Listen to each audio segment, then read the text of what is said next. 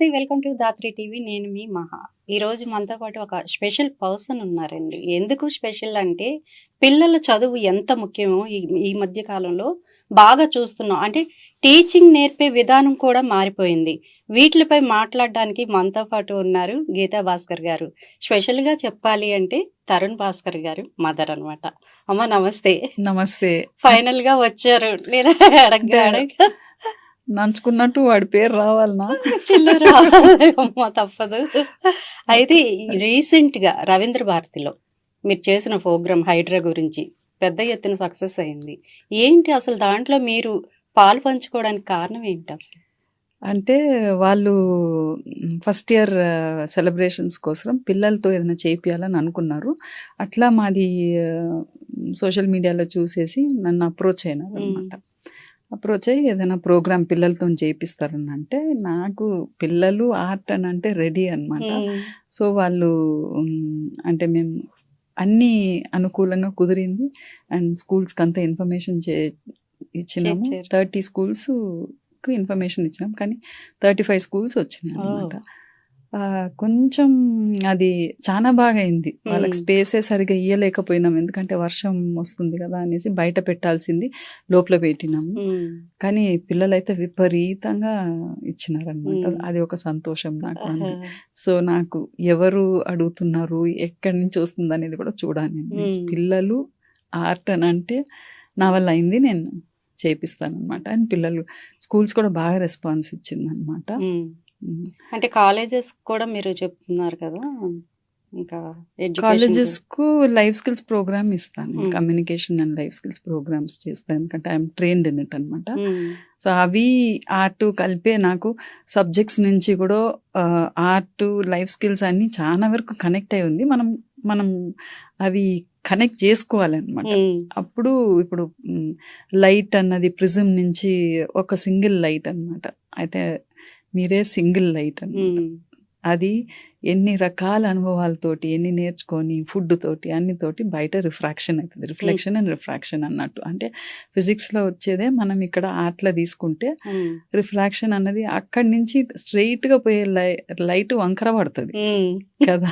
So అది ఆ కాన్సెప్ట్ని తీసుకొని సరే నువ్వు ఎంతవరకు నువ్వు నీ పర్సనాలిటీని నువ్వు మార్చుకోగలుగుతావు, ఎంతవరకు నువ్వు ఇన్ఫ్లుయెన్స్ అయినావు ఫుడ్ తోటి, ఫ్రెండ్స్ తోటి, చదువుతోటి అన్నది అట్లా చెప్తే పిల్లలు చాలా బాగా చేసినారు. ఒక అబ్బాయి అయితే the dark side of human అని డార్క్ కలర్ ట్రయాంగిల్ వేసిండు అనమాట ప్రిజం మీదని.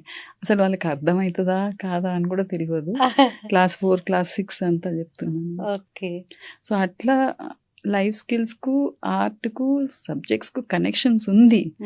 మనం దాన్ని కనెక్ట్ చేయాల్సింది. We have to connect the dots అన్నది ఆ థీమ్స్ తోటి నేను ఇప్పుడు ఆర్ట్ క్లాసెస్ కూడా నేను స్కూల్స్కి ఇస్తున్నా. సో బాగానే అవుతుంది, బాగానే వెళ్తుంది. అయితే ఇప్పుడు టీచింగ్ చెప్పే విధానం మార్పులు వచ్చాయి చాలా, అప్పటికి ఇప్పటికి. టీచర్స్ తప్పంటారా, స్టూడెంట్స్ తప్పంటారా? టీచర్లపై తిరగబడుతున్నారు స్టూడెంట్స్, కొట్టిన సంఘటనలు కూడా చూస్తున్నాం మనం. అసలు ఎలా ఉండాలి టీచింగ్ విధానం అనేది? పిల్లలతో మనం ఫ్రెండ్లీగా ఎట్లా మూవ్ అవ్వాల్సి ఉంటుంది? అంటే ఒకప్పుడు టీచింగ్ అంటే ఒక పెద్ద అంటే ఒక రియల్లీ రెస్పెక్టబుల్, ఇప్పటికి కూడా అది మంచి రెస్పెక్టబుల్ ప్రొఫెషనే. అది జాబ్ అనేది కాదు. అది అంటే అన్నిటికి ప్రిపేర్ అయ్యి మనం ఆ ప్రొఫెషన్కి పోవాలన్నమాట. And it's a wonderful profession. నేను టీచరే కావద్దని అనుకున్నా అయిపోయినాను, కానీ now I realize how beautiful it is అనేది. అంటే పిల్లలు పేరెంట్స్ మొత్తం స్కూల్ మీదనే వేస్తే తప్ప అండి, అది పేరెంట్స్ కూడా వస్తుంది. అంటే ఫస్ట్ పేరెంట్స్ దగ్గర నుంచి కూడా ఆ పెంపడంలో కూడా ఉంటుంది అనమాట. వాళ్ళని మానిటర్ చేసుకుంటూ ఉండాలి, వాళ్ళకి టైం ఇచ్చుకుంటూ ఉండాలి, వాళ్ళకి స్కూల్లో ఏమవుతుందని అడగాలి, స్టోరీస్ చెప్పాలి. ఏదైనా ఒక ఇన్సిడెంట్ వాళ్ళకి నచ్చకపోతే, ఏదైనా ఒక హ్యాబిట్ లేకపోతే ప్రభావం వాళ్ళ ప్రవర్తన నచ్చకపోతే ఒక స్టోరీ ఫామ్లో చెప్పాలి, వాళ్ళకి ఎక్స్ప్లెయిన్ చేయాలి. ఎందుకంటే టీచర్స్ 30 మంది ఉంటారు ఒక క్లాస్లో. ఓకే, ఈచ్ వన్ వాళ్ళు అంత పర్సనల్గా వాళ్ళు చేయలేరు. వాళ్ళకి కొంచెం రెస్ట్రిక్షన్స్ ఉంటాయి. సిలబస్ కంప్లీట్ చేయాలి, మళ్ళీ మార్కులు రాకపోతే తిడతారు, మళ్ళీ పిల్లలు ఖరాబ్ అయినా తిడతారు. సో దిస్ ఇస్ అది తప్పు అనమాట. ఓవరాల్గా కొంతవరకు స్కూల్ చూసుకుంటుంది, కానీ అఫ్ కోర్స్ 10 ఏళ్ళు స్కూల్లో చదువుతారు. సో స్కూల్స్ కూడా చాలా వరకు చాలా మార్పులు తేవాలని నాకు. ఇప్పుడు మీరు అన్నారు కదా, ఇప్పుడు ఇది హైడ్రాది చేసినామని. అవును. ఆ ఆర్ట్ ప్రోగ్రామ్ కూడా ఫస్ట్ వాళ్ళు అన్నారు కాంపిటీషన్ పెడతామని. కాంపిటీషన్ అంతా అవుట్డేటెడ్ అయిపోయింది. కాంపిటీషన్ అని మనం పిల్లల్ని డిస్ప్లే చేపిస్తాము. అది కూడా ఒక్కొక్క స్కూల్ని ఎట్లా అప్రోచ్ అవుతామని అంటే, ప్రైమరీ నుంచి ఒక స్టూడెంట్ని, మిడిల్ స్కూల్ నుంచి ఒక స్టూడెంట్ని, హై స్కూల్ నుంచి ఒక స్టూడెంట్ని తీసుకుంటామని అన్నాను నేను.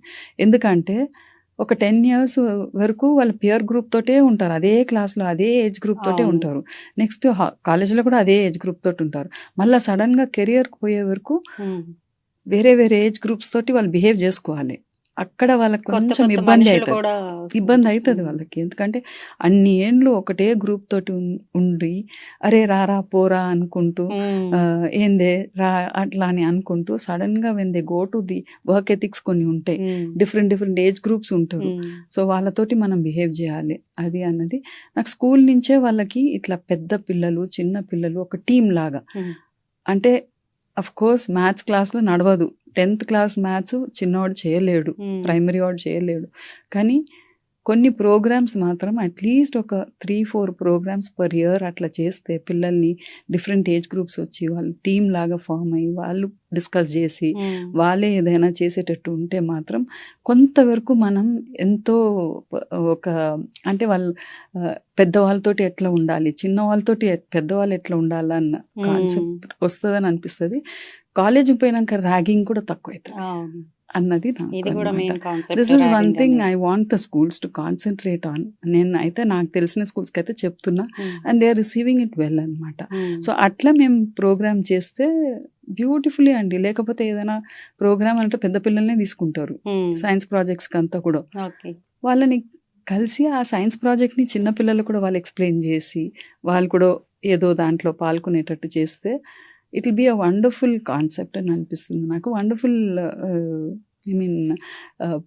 Personality growth that you're giving to a child అని అనిపిస్తుంది నాకు, అదర్ దాన్ స్టడీస్, చదువు కంటే ఎక్కువ. అంటే మీ ప్రొఫెషన్లో, టీచింగ్ ప్రొఫెషన్, ఇప్పటి వరకు మీకు బాగా సాటిస్ఫాక్షన్ అనిపించింది ఏమైనా ఉందా ఒక సంఘటన? పిల్లలకి చాలా చాలా. ఇప్పుడు ఇవాళ పొద్దున్నే నాకు కొన్ని పిక్చర్స్ పంపించినారు, రెయిన్బో అనేది, మై రెయిన్బో అన్నది.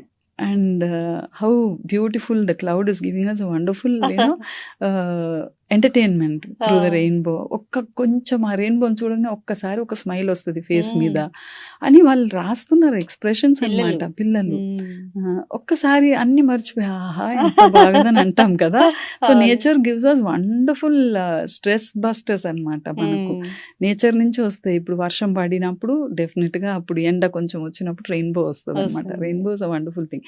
మళ్ళీ నైట్ కూడా స్టార్సే చూస్తలేము మనం, మూన్ చూస్తలేము, స్కై కనబడతలేదు మనకు. కానీ ఒక అమ్మాయి అయితే అదే లైట్ పొల్యూషన్ అని అంది. I'm not able to enjoy the moon, I'm not able to enjoy the night sky because of light pollution అని పెట్టింది. అంటే వాళ్ళ దగ్గర నుంచి ఎన్నో నేర్చుకుంటాం మనం. సో ఒక్కటి అనేది కాదండి, every day I'm learning something from the children. And నాకు చాలా వరకు అవి స్ట్రెస్ రిలీవింగ్ ఉంటుంది. Okay ma'am. అయితే మీరు టీచింగ్ ప్రొఫెషన్ ఒక 15 సంవత్సరాలు అట్లా అవుతుందా? మీరు 15 ఎక్కడ, 38. అప్పుడు స్టూడెంట్స్కి ఇప్పుడు స్టూడెంట్స్కి ఉన్న డిఫరెన్స్ మీరు ఏం గమనించారు? అప్పుడు అట్లనే ఉండేది, ఇప్పుడు అట్లనే ఉంది, ఏం మారలేదండి. ఐ థింక్ మనం టెక్నాలజీ పెరుగుతుంది అంటే మనకు ఎన్వైరన్మెంట్ కూడా చాలా డిఫరెంట్ ఉంది. అప్పుడు ఇంట్లో అమ్మ ఇంట్లోనే ఉండేది, అంతేం పనికి పోకపోయేది. పోయినా కానీ ఇంట్లో తాత అమ్మమ్మ ఎవరో ఒకరు చూసుకునేది. ఇప్పుడైతే క్రష్లో వేస్తున్నారు, లేకపోతే ఎవరైనా చూసుకుంటున్నారు. సో వాళ్ళ ప్రభావం కూడా పిల్లల మీద పడుతుంది. అదొక్కటి గుర్తు పెట్టుకోవాలి మనం. ఎందుకంటే తల్లిదండ్రుల నుంచి కొన్ని వస్తాయి, జీన్స్ నుంచి వస్తుంది, కొన్ని వాతావరణం నుంచి వస్తుంది. ఇప్పుడు నేను కూడా తరుణ్ గురించి కూడా అదే చెప్తా, పెంచినంత వరకు పెంచుతాం మనం మంచిగా. తర్వాత వాళ్ళు ఎక్కడి నుంచి ఎక్కడ మూవ్ అవుతున్నారు, ఎవరితో మాట్లాడుతున్నారు, ఎటు పోతున్నారు అనేది అది వాళ్ళ లైఫ్ వాళ్ళు డిసైడ్ చేసుకోవాలి. కానీ అన్ని మనం చూసుకుంటూ ఉండలేము కదా, నడిపించలేము, అట్లా నడిపించలేము మనం. అది నాకు so that is why parents అన్నది parental upbringing is very very important అనమాట. వాళ్ళతోటి ఉండడము, వాళ్ళతోటి కొంచెం టైం దొరికినప్పుడు వాళ్ళతోటి బయట పోవడం చేయడం అవన్నీ ఇస్ వెరీ వెరీ ఇంపార్టెంట్. ఎవరైనా పేరెంట్స్ మీ దగ్గరికి వచ్చి మా పిల్లలు ఇట్లా చదవట్లేదు, మీరు ఏమైనా కౌన్సిలింగ్ ఇవ్వగలరా అన్న ఏమైనా జరిగాయేమో? చాలా అయినాయి, అయినాయా? కానీ మనం దారి చూపించవచ్చు కానీ వీ కాంట్ ఫోర్స్ ఎనీథింగ్ కదా. అది ఒకరొకరు they are made for something. అంటే మనం ఇదే చేయాలి అదే చేయాలి నీకు మార్కులే రావాలి అనేది తప్పు అన్నమాట. అదొకటి కంపేర్ టు అదర్ స్టూడెంట్స్ తో కూడా ఎక్కువగా తల్లిదండ్రులు వాడికి చూడు ఎన్ని మార్కులు వచ్చాయో, ఇది కూడా కంపారిజన్స్ బాగా బాగా చేస్తారు. నేను చాలా దగ్గర చెప్పినాను, నేనే ఐఎమ్ విక్టమ్ ఆఫ్ కంపారిజన్ అనమాట. మా అక్కతోటి ఊరిక కంపేర్ చేసి అది మా నాన్న అన్నమాట. అది ఇప్పుడని మీరు అన్నట్టు ఫస్ట్ అడిగినారు కదా, ఆ కాలం వేరు ఈ కాలం వేరు కదా, అన్ని కాలం ఒకటే అనమాట. నేను ఒక స్కూల్లో జైన్ స్కూల్లో నేను అప్పుడు ప్రొబేషన్ పీరియడ్ అప్పుడు పోయినాను అనమాట. అప్పుడు ఒక అబ్బాయి వచ్చి వాడు 7th క్లాస్ చదువుతున్నాడు అనమాట. వాడు తమ్ముడు వచ్చి వాడు అన్న వచ్చి 4th క్లాస్ చదువుతున్నాడు. అయితే ఆ 4th క్లాస్లో ఉన్న అబ్బాయిని అడిగినా, మీ తమ్ముడేమో 7th ఉన్నా నువ్వు 4th లో.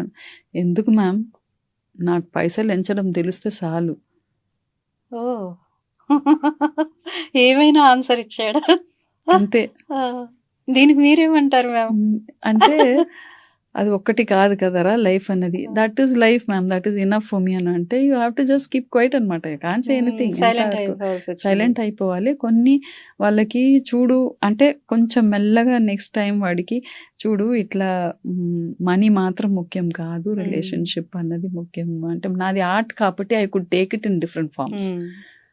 అది కానీ అన్ని టీచర్లు చేయలేరు కదండి. మ్యాథ్స్ కు ఒక సిలబస్ ఒక పక్కా ఇది ఉంటది, వాళ్ళు అంత కాన్సన్ట్రేట్ చేయలేరు పిల్లల మీద. అంటే చాలా మంది స్టూడెంట్స్ ఉంటారు కాబట్టి ఒక్కొక్కరు చాలా మందిగా అవును ఉంటారు. మళ్ళీ వాళ్ళకి స్ట్రెస్ ఆఫ్ ద సిలబస్ ఉంటది. School they are responsible for you know the marks. కానీ టీచింగ్ లో ఒక అబ్బాయికి 100 వస్తుంది, ఒక అబ్బాయికి 3 కూడా రావచ్చు.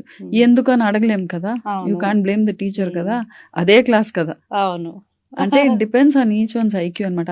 3 వచ్చిన అబ్బాయి రేపు ఏం చేస్తాడో, he may be doing so many better things అనమాట.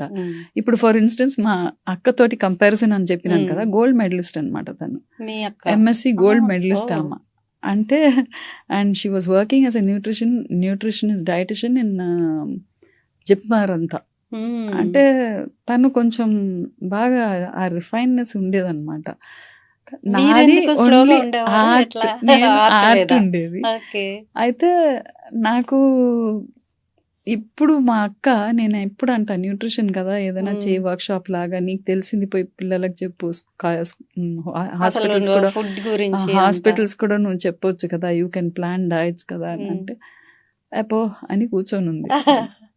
ఇప్పటికీ నేను I go on telling her అనమాట. నేనైతే ఇప్పుడు పిల్లలకి ఏదో ఒకటి చేయాలని తాపత్రయపడుతుంటారు. అదే ఆర్డినరీ ఫైన్ ఆర్ట్స్ నేను, అయినా నేను I been doing so much కదా. అవును, చాలా. సో నేను ఇంకా 3rd క్లాస్ లో ఫెయిల్ అనమాట. ఫెయిల్ ఎందుకంటే ఇంగ్లీష్ రాదు అని భయం ఇంట్లో, మా నాన్న కంపారిజన్స్ అనమాట. మళ్ళీ ఆ టీచర్ ని చూడంగానే స్కూల్ మార్చినారు, ఆ టీచర్ ని చూడంగానే ఒక తీరు భయం, నాకు ఇంకా కూడా నాకు ఆ పిక్చర్ గుర్తొస్తుంది. టీచర్ ని చూడంగానే భయం, ఆ భయంతో నేను ఐ ఫెయిల్డ్. సో వాట్, కానీ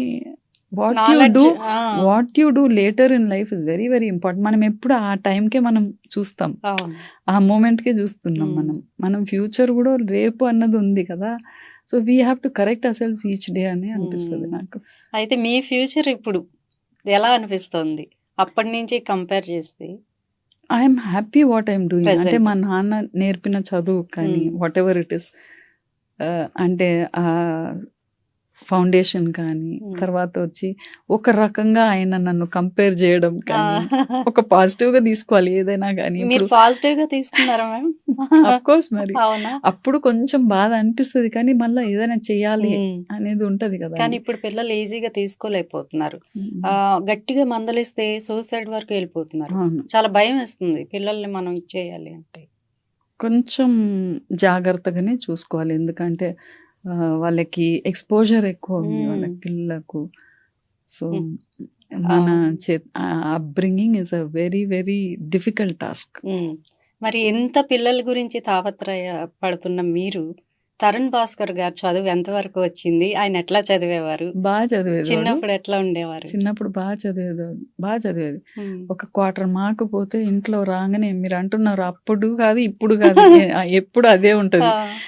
అంటే it depends on each parent అనమాట. మై హస్బెండ్ వాజ్ వెరీ, ఇప్పుడు వాళ్ళ టీచర్స్ వింటే కూడా చూస్తే కూడా చెప్తారు కరెక్ట్ అని. అరే తరుణ్ భాస్కర్ వాళ్ళ ఫాదర్ వస్తున్నారంటే అంతే 1 పాయింట్, అంటే నన్ను కూడా పోయి అడుగు అనేది. ఒక్క క్వార్టర్ మార్క్ పోయిందంటే కూడా ఎందుకు పోయింది, కరెక్ట్ చేసినాడు కదా అడుగు అని అనేది.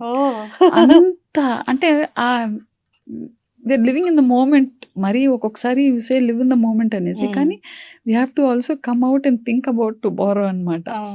అది ఆయన అనే వరకు ఇప్పుడు నేను అక్కడ టీచింగ్ చేసేటప్పుడు నాకు ఎట్లా ఉంటుంది పోయి టీచర్ అడగాలని అంటే చాలా ఇబ్బంది ఉంటుంది. సో అట్లా ఉండేదన్నమాట. వాడు అన్నిట్లో ఫస్ట్ వచ్చి 6th 8th వరకు ఆల్మోస్ట్ బెస్ట్ ఆల్రౌండర్ అన్నిట్లో ఉండేదన్నమాట. దాని తర్వాత కొంచెం అంటే అన్నీ కావాలంటే ఎట్లా అండి, వాళ్ళ నాన్న అన్ని ఆ కాంపిటీషన్ ఇక్కడ పోవాలి, వాడు ఆర్ట్లో ఉన్నాడు, వాడు మ్యూజిక్లో ఉన్నాడు అని అటు ఇటు తిప్పడం అనమాట. He used to represent the school and school also. ఆర్ట్లో మైసూర్ పోయినాడు, ఢిల్లీ పోయినాడు, అండ్ ఫ్రెస్కో పెయింటింగ్ అంతా పోయినాడు. సో యూత్ కాన్ఫరెన్స్కు కూడా పోయినాడు అనమాట యుఎస్కు.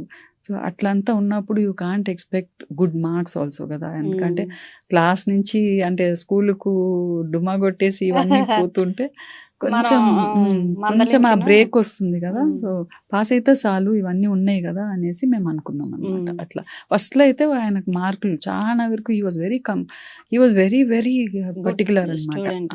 అంటే వాడు గుడ్ స్టూడెంట్ అయినా కానీ ఈయన పర్టికులర్ ఉండేది.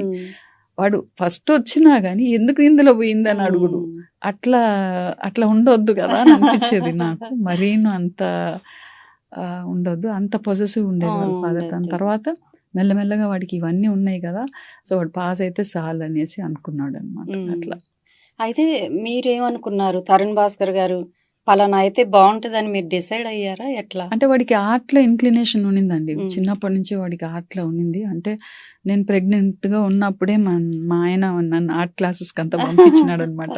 నువ్వు ఇంట్లో ఉంటే నువ్వు ముట్టుకోవు బ్రష్ కలర్స్ని, నువ్వు క్లాసుకి పోతే చేస్తావని అట్లా ట్రైనింగ్ ఇచ్చినాడు. అంటే వాడికి న్యాచురల్ బై బర్త్ వాడికి బాగా 2.5 years నుంచే ఈ వాజ్ విన్నింగ్ కాంపిటీషన్ వచ్చేదన్నమాట వాడికి. అంటే వాడిని ఎత్తుకొని పోయేది ఏదైనా షోస్కు, అక్కడ వాడు ఏదో గీసేది, వాళ్ళు సర్టిఫికెట్స్ ఇచ్చేదన్నమాట. అట్లా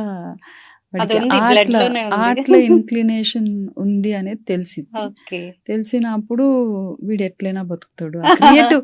అందుకనే నేను ఇప్పుడు పిల్లలకు కూడా నేను స్కూల్లో ఆర్ట్ క్లాసెస్ ఎట్లయినా థీమ్ ఓరియంటెడ్గా ఉండాలి, పిల్లల నుంచి ఫోర్స్ చేయవద్దు. అది అందమైన చిత్రం వేస్తేనే మంచిది, ఆర్ట్ అంటే పెయింటింగ్ డ్రాయింగ్ అనేది కాదు, art is in the mind అనమాట, టు ద మైండ్. మనం ఎంత క్రియేటివ్గా ఆలోచన చేస్తాం, ఒక టాపిక్ని ఎన్ని రకాలు మనం ఆలోచన చేస్తాం, ఎట్లా మనం దాన్ని ప్రజెంట్ చేయాలా అన్నది, అది totally it will come to life also. ఏదైనా ఒక ప్రాబ్లం వస్తే కూడా you will have different ways to get out of it. ఆ థాట్ ప్రాసెస్ అట్లా వచ్చేస్తుంది. అదర్వైజ్ మనం ఒకటే దాంట్లో ఉంటే స్టక్ అయిపోతాం. అది అంటే ఇప్పుడు స్కూల్లో ఎట్లా అంటే ఒక పెయింటింగ్ స్టూడెంట్స్ కూడా నేను చేసింది ఆర్టే కదా, నేను చేసింది అప్లైడ్ ఆర్ట్ అనమాట, అడ్వర్టైజింగ్ ఉండే. పెయింటింగ్ స్టూడెంట్స్ ఎట్లా అంటే ప్రతిదీ ఒక మనిషి కూర్చోబెట్టేసి డ్రాయింగ్ వేసేది, ఒక స్టిల్ లైఫ్ చూసి డ్రాయింగ్ వేసేది అనమాట. మీరు ఇప్పుడు వేయగలుగుతారా మ్యామ్? అట్లా ఒక మనిషి. వేస్తాం. కానీ అవును. ఇప్పుడు నేను పిల్లల్ని ఇప్పుడు ఒకటి పెట్టేసి డ్రా చేయనంటే ఫస్ట్ ఏమొస్తది? నేను ఇప్పుడు మిమ్మల్ని ఇప్పుడు ఇది డ్రాయింగ్ వేయండి డ్రాయింగ్. అంటే ఏమొస్తది ఫస్ట్? ఫస్ట్ కళ్ళు గీస్తారు అనుకుంటున్నాను నేను. కాదు కాదు. ఇప్పుడు ఈ బ్యాగ్ మీరు డ్రా చేయండి అని అంటే మీరు ఏం చేస్తారు? మీకు ఫస్ట్ ఏమైతుంది? ఫస్ట్ పెన్సిల్ పేపర్ ఇస్తా, ఓకే. డ్రాయింగ్ వేయండి అని అంట. ఫస్ట్ మీకు ఏమొస్తుంది? మీ ఫీలింగ్ ఏముంటది? అట్లనే వస్తుందా? ఒక భయం వస్తుంది కదా, భయమే ఫస్ట్. ఎట్లా గీయాలి అనేది ఆలోచన ఒక వస్తది. డౌట్, భయం వస్తుంది కదా. అదే నేను వచ్చి ఓకే మీ ఇష్టం వచ్చినట్టు మీరు ఒక బ్యాగ్ డిజైన్ చేయండి అని అంటే అప్పుడు మీకు డిఫరెంట్ డిఫరెంట్ ఐడియాస్ వస్తే చేస్తారు. ఉన్నదే నువ్వు చెయ్యనంటే ఆ ఫియర్ వస్తుంది. ఉన్నది నేను చేయగలుగుతానా, అట్లనే చేయగలుగుతానా, వాళ్ళలాగానే చేయగలుగుతానా అన్న ఫియర్ వస్తుంది. కొంచెం మనం సరే ఇట్లా ఉంది మీరు డిఫరెంట్గా ఆలోచన చేయండి అని అంటే విపరీతంగా పిల్లలు రెడీగా చేస్తారనమాట. సో అదే నేను పిల్లలకు కొంచెం ఆర్ట్ ద్వారా కొంచెం చెప్పగలగచ్చు అనేది. ఎందుకంటే వేరే ఏ సబ్జెక్ట్లో మనం అట్లా you can't do it. This is a versatile subject అనమాట. అయితే ఇప్పుడు ఇది ఎడ్యుకేషన్ ఇదంతా అయిపోయింది. కొంచెం ఇటు సినిమాల వైపు వద్దాం, మేము లైట్గా టచ్ చేద్దాం. ఎందుకంటే తరుణ్ భాస్కర్ గారు ఫస్ట్ సినిమా అనగానే మీ రియాక్షన్ ఏంటి? అంటే అంత ఈజీ కాదు కదా. ఫస్ట్ థింగ్ మనం అనుకునే దానికంటే ఒకటి నేను అందరికి ఏం చెప్పదలుచుకున్నానంటే మనం అనుకుంటాం కానీ మనం ఒక పక్కింటి వాళ్ళు కానీ ఒక ఫంక్షన్కి పోయినా కానీ ఫస్ట్ అడుగుతారు మీ వాడు అయిపోయిందా అని అంటారు. అయిపోయింది. ఏం చేస్తున్నాడు, ఎక్కడ వచ్చింది జాబ్ అని అంటారు. లేదు వాడు సినిమా తీస్తాడు. అబ్బో సినిమానా, ఇవి వీళ్ళకి మొత్తం తెలిసినట్టు మాట్లాడతారు. ఏదైనా ఫస్ట్ విమర్శలు వస్తాయి. వాళ్ళు సజెషన్స్ ఇస్తారు. అయ్యో వద్దు అట్లా, ఇది పాడైపోతాడు ఎందుకు అది అని అంటారు. సినిమా అంటే పాడైపోతాడు. అదే ఈ ఫియర్ అంతా ఉన్నా గానీ మనం ఏం అనుకుంటున్నాం, మనకేం నమ్మకం ఉంది అన్నది ఈజ్ వెరీ వెరీ ఇంపార్టెంట్ అనమాట. నా కొడుకు చేయగలుగుతాడు, ఓకే ట్రై చేయని, వన్ లైఫ్ కదా ఇది, ట్రై చేయని. సినిమాలో ఎవరు లేరు మనకు, గాడ్ ఫాదర్ లేదు. అదే గాడ్ ఫాదర్ లేదు, వాడు ఏదో అనుకుంటున్నాడు, ట్రై చేయని, ఏం తప్పేం లేదు కదా. నేనేమన్నా అంటే ఒకటే అన్నాను, నాన్న నువ్వు సినిమా అనుకుంటున్నావు, ఓకే అడ్వర్టైజింగ్ కూడా చేసుకో, ఎందుకంటే నీకు ఆర్ట్ ఉంది, మ్యూజిక్ అంతా కూడా యు ఆర్ క్రియేటివ్లీ బెంట్ కాబట్టి నీకు ఏదైనా నువ్వు చేయవచ్చు. Advertising is also very challenging field కదా, నువ్వు చేసుకో, అది కూడా చేసుకో, ఆప్షన్గా పెట్టుకో అని. అయితే నేను పెద్ద అడుగు ఏం చూస్తున్నాను, ఏమో నన్ను ఇట్లా చేస్తున్నావు, నన్ను you are pulling me back అన్నట్టు. I'm not pulling you back, just giving you option B అంతే అని అన్నా. అయితే అట్లా అనుకున్నాను. నాకు I knew anyway he'll do something. First movie successful గా హిట్ కొట్టింది పెళ్లి చూపులు. వాడు ట్రై అన్నట్టే వాడు బాగా ట్రై చేసినాడండి. అంతకంటే ముందు వాడు బాగానే ట్రై చేసినాడు. థర్డ్ ఇయర్ లో ఉన్నప్పుడే వాడు కాలేజ్ కంటే ఎక్కువ బయట తిరిగేది అనమాట. థియేటర్లకు, సినిమా ప్రొడ్యూసర్స్ దగ్గర అటు ఇటు తిరిగేది.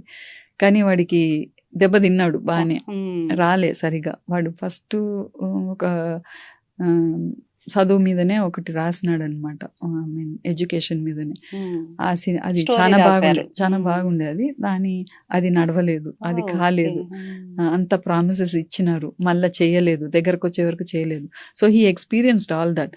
అయితే ఇప్పుడు మళ్ళీ మనకి ఏదైనా సంపాదించాలి కదా, ఏదైనా చేసుకోవాలి కదా, I have to fend my self కదా అనేసి మెల్లగా అడ్వర్టైజింగ్కి వెళ్ళినాడు.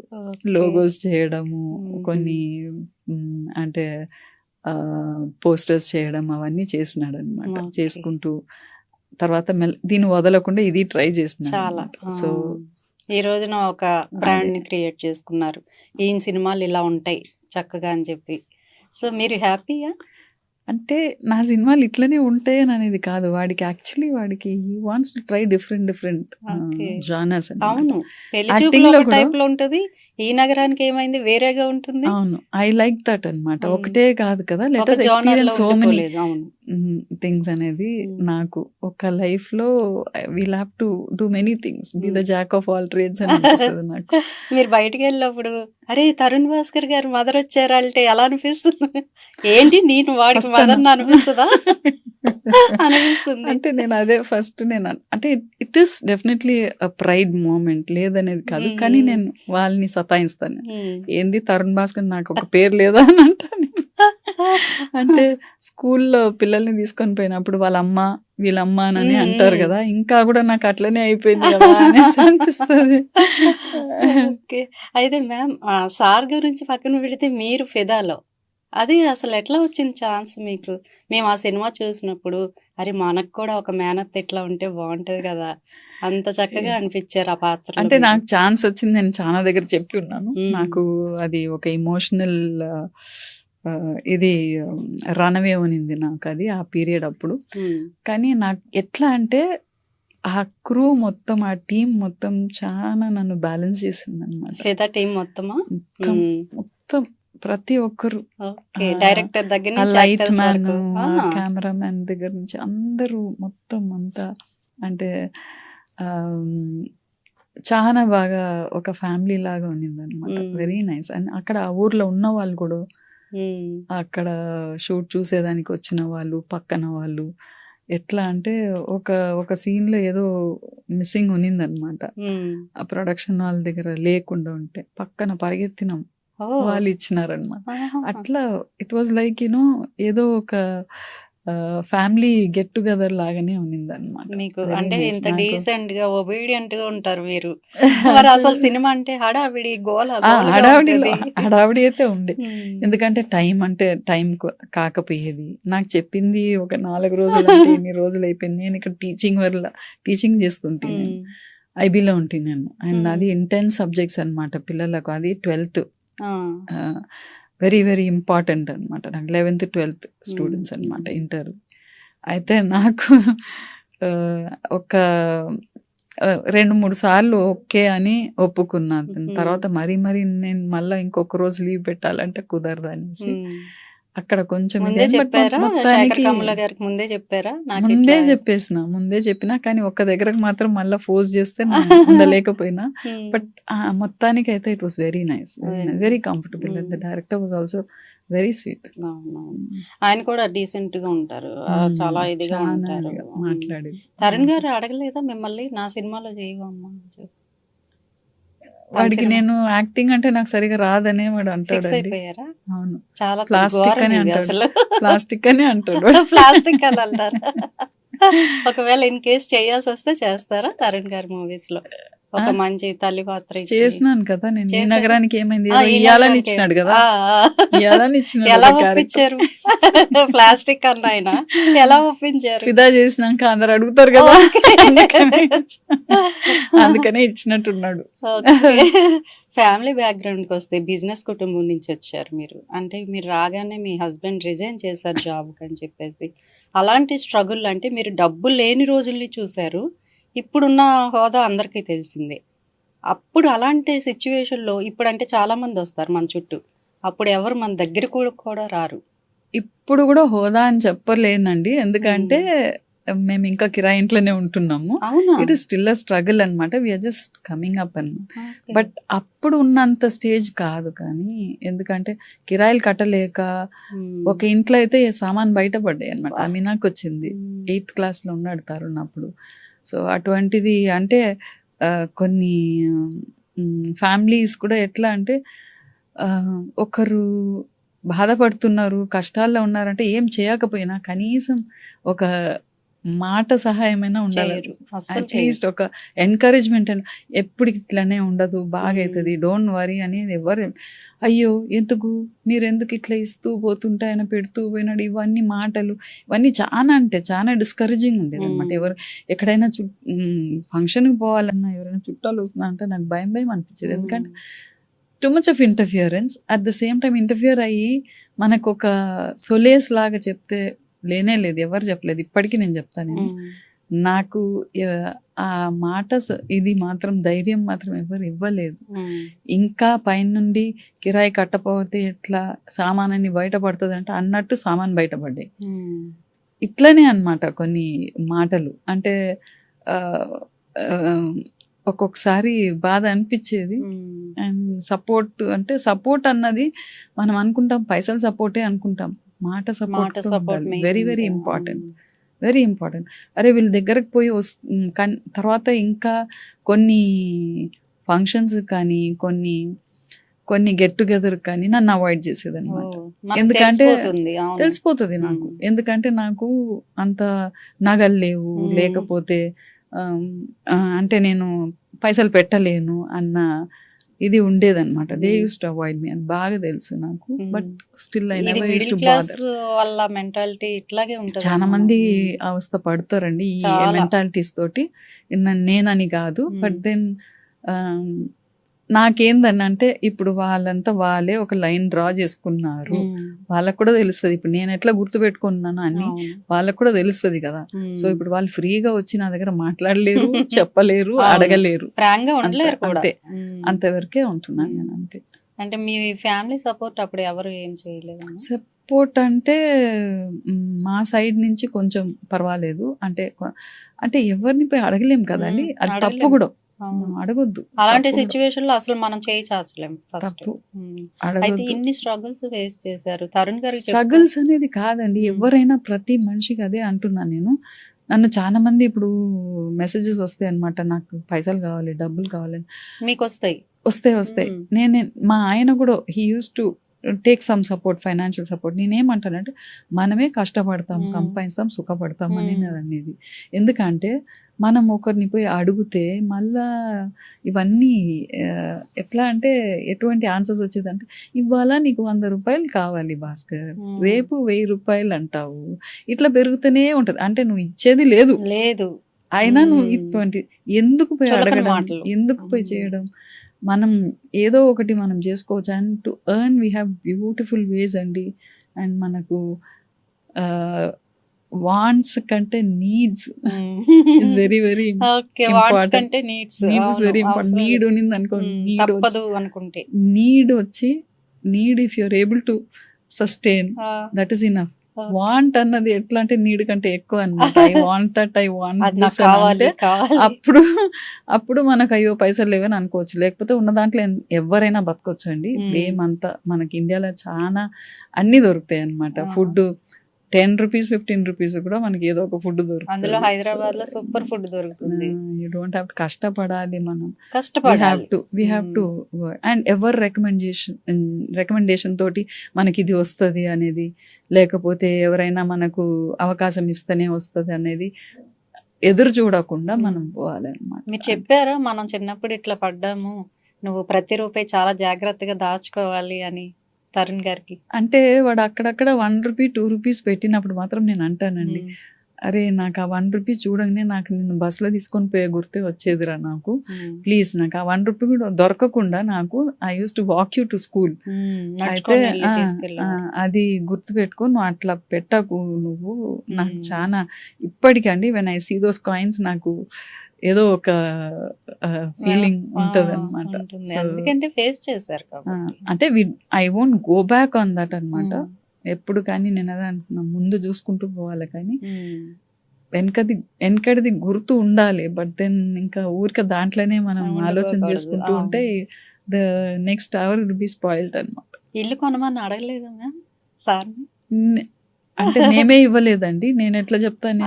ఇప్పుడు చాలా మంది అదే అంటున్నారు, ఇల్లు కడుతున్నాడంట కదా, ఇల్లు కొన్నాడంట కదా, మాకు చెప్పవా, నువ్వు ఇల్లు కొన్నావంట కదా, ఇల్లు కడుతున్నారంట కదా, చెప్పవా అని అంటే, అరే నేను కడతలేను, నేనేమి ఇవ్వలేదు వాడికి, నేను ఎందుకు చెప్తానండి? చెప్పండి.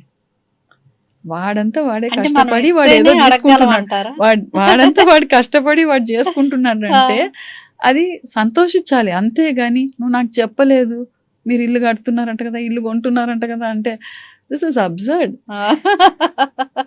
ఎందుకంటే మేము అట్లీస్ట్ ఐఎమ్ హ్యాపీ వాడంతా వాడు చేసుకుంటున్నాడు అనేసి.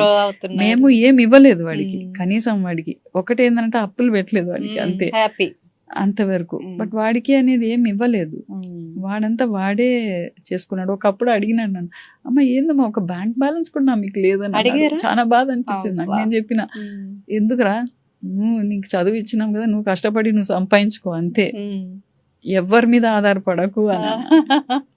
వీళ్ళు ఇస్తారు వాళ్ళు ఇస్తారు అనేసి.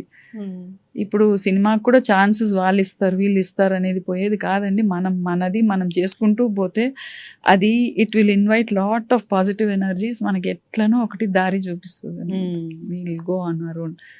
నేను ఇప్పుడు ప్రతి ఒక్కరికి అదే చెప్తానన్నమాట. అడిగినప్పుడు మాకు ఒక్కసారి ఇంట్రడ్యూస్ చేయండి, మాకు ఒక్కసారి చెప్పండి, మేము వస్తాం అట్లా అని అంటే అవి నడవదండి. అది it's not a market where you can go get things.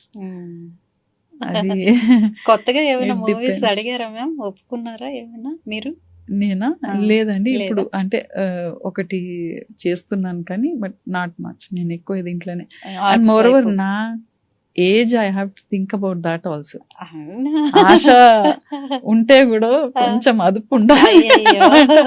Age ఒకటి ఉంది, ఏ రోల్స్ వస్తాయి, అంటే ఎంతవరకు ఏ వస్తాయి అన్నదే ఉంటది. ప్రొఫెసర్ అని టీచింగ్ అట్లా ఇచ్చిన వస్తే హ్యాపీ కదా. వచ్చినప్పుడు ఆ, చేస్తాం కానీ బట్ నాకు రాలేదు కదా, నాకు రావాలి అని నేను ఎప్పుడు కోరుకోను అనమాట. ఉమ్.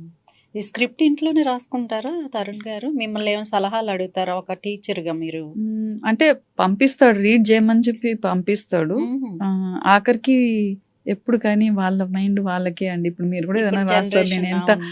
మా ఇప్పుడు జనరేషన్ కాదు. కాదండి, ఎప్పుడు ఎప్పుడు అంతే. ఒకటే ఒక్కరు ఒప్పుకోవట్లేదు నేను మీరు. ఒప్పుకోను నేను. రావు. అన్నీ నేను మా నాన్న 90 year old ఇంట్లో ఉంటాడు అనమాట. ఓకే. అంటాడు ఆ కాలం కదా ఈ కాలం ఈ కదా, అన్ని కాలం కాలం ఒకటే. We have to change according to that. అంతే. అంతేగాని ఆ కాలంలో ఇట్లా ఉండేది అట్లా ఉండేది అని అంటే ప్రతిదీ అట్లా నడవదు కదా. ఆ. అయితే ఆ, ఎవరైనా కానీ ఒక పని చేసినాక వాళ్ళు మళ్ళా దాంట్లో మనం ఏలు పెడితే డిఫరెంట్ అయిపోతుంది. చేంజ్ you should not అయిపోతుంది disturb. మొత్తం. ఉమ్. డిస్టర్బ్ చేయవద్దు. చెప్పొచ్చు కొంచెం, అరే ఇక్కడ ఎందుకో అనిపిస్తుంది అని అంటే మళ్ళీ వాళ్ళకి అదే ఆలోచన వస్తుంది, దాన్ని మార్చాలని. అది మారుస్తుంటే ఇంకా ఎన్ని మార్పులు చేయాలి దాని నుంచి. ఉమ్. సో కన్ఫ్యూజ్ చేయొద్దు అని అంటే అనిపిస్తుంది. రీసెంట్ గా తరుణ్ గారు ఒక మాట చెప్పారు, నేను తల్లి రుణం కొంతవరకైనా తీర్చుకున్నాను. మీడియం ఉంది.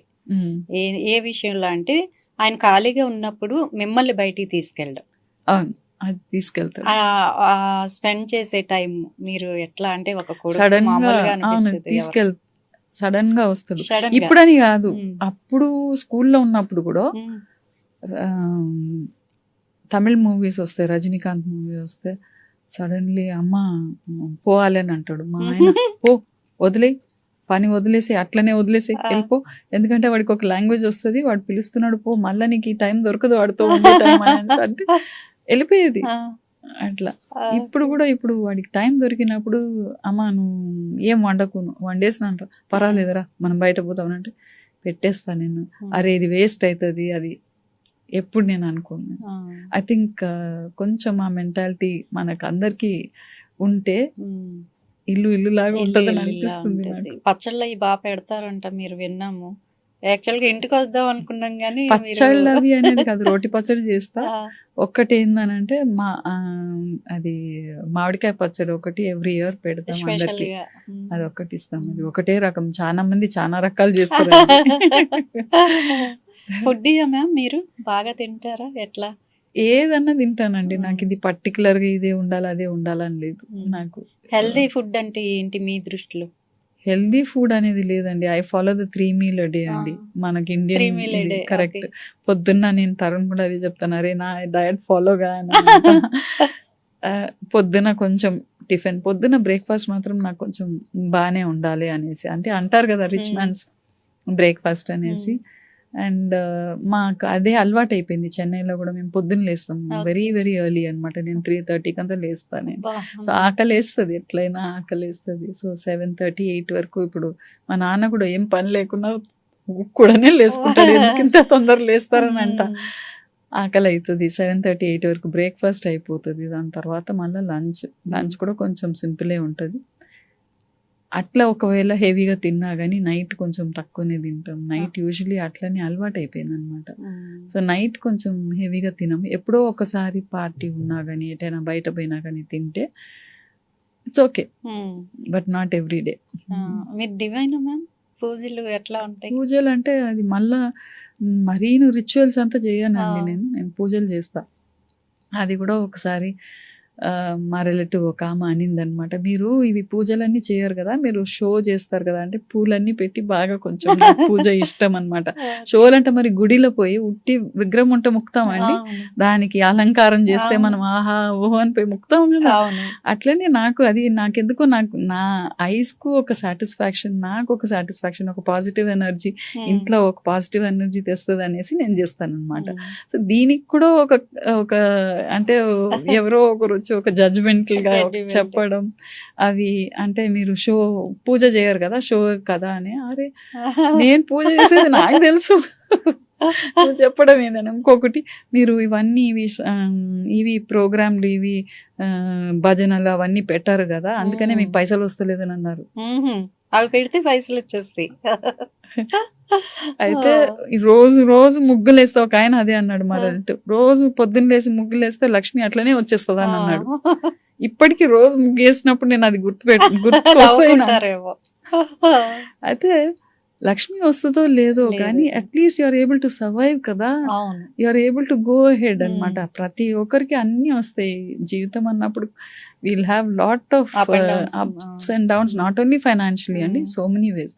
కానీ దాన్ని తట్టుకుంటూ మనం ముందుకు వెళ్తున్నాం కదా, that is very important. Tarun గారు ఫ్రెండ్స్ మీతో ఎట్లా ఉంటారు?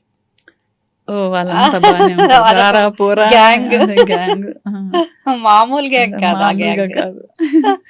వస్తుంటారు, వస్తూ ఉంటారు, పోతూ ఉంటారు. ఇప్పుడంతా బిజీ అయిపోయినారు, అయిపోతున్నారు వాళ్ళు. సెటిల్ అయిపోయినారు. విజయ్ దేవరకొండ గారు కానీ మామూలుగా లేరు, రౌడీ బాయ్ అని పిలిపించుకుంటున్నారు.